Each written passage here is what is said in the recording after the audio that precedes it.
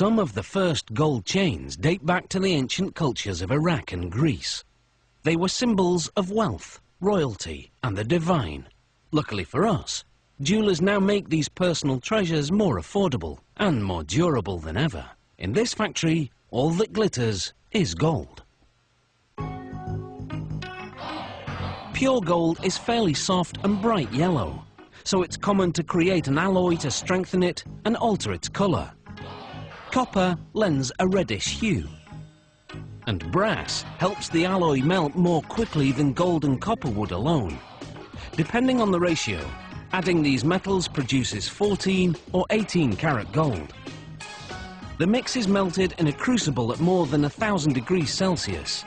Just 3 of these scoops are enough to make about 5,000 14 karat gold chains.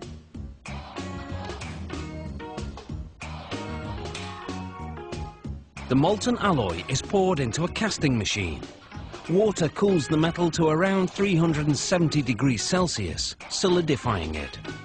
The metal passes through a round die, which shapes it into a golden rod that's nearly 2 meters long.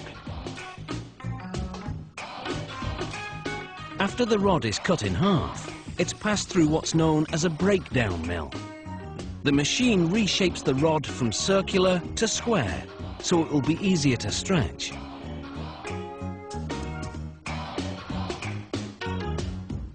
The next stop is called a tandem mill. It has 12 rollers that stretch the rod until it's as thin as a piece of spaghetti. As it emerges, rollers shape the rod into a coil that's 24 meters long. The coiled metal is softened in an oven. Then what's now a wire is uncoiled and continues to stretch as it's passed through a die lined with industrial diamonds. To prevent overheating, the machine sprays lubricant to cool the wire while reducing it to the width of a human hair, its final size.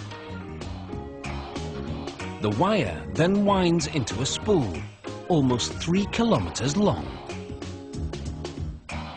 Next, 32 of the spools are unwound, and the wires are run through another oven, which softens them further. Just in case you're thinking working here is a golden opportunity, you should know that security is very tight. Employees must pass through metal detectors before going home, and wearing jewellery to work is strictly forbidden. This machine makes what's called cable chain. It passes wire through a link and closes it to make another link. The machine makes 600 links per minute. Here, a random quality check is being carried out. This machine makes a Venetian-style chain. The wire passes through a channel, where mechanical jaws bend it over a die to make a link with the preceding. To make what's called a spider style, this machine passes a wire through up to 5 loops before closing the link.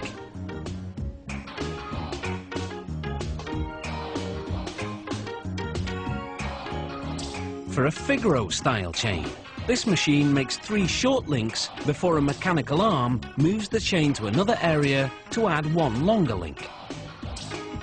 The arm then moves it back to add 3 more short links.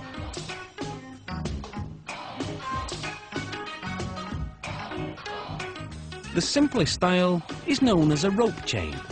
To make it, this machine threads a wire through, then closes it to make another loop.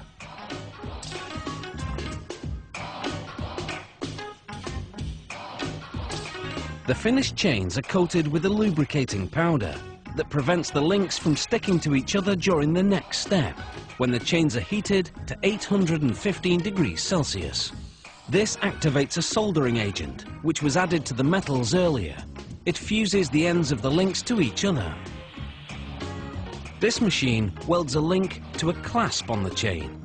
A tag indicating the gold quality goes onto the clasp. Finally, the chains go through 4 chemical baths, which clean them thoroughly. Then they're plated with a layer of 14 or 18 karat gold, which creates a more vibrant finish. After one last quality check, these chains are ready to dazzle their way to a neckline near you.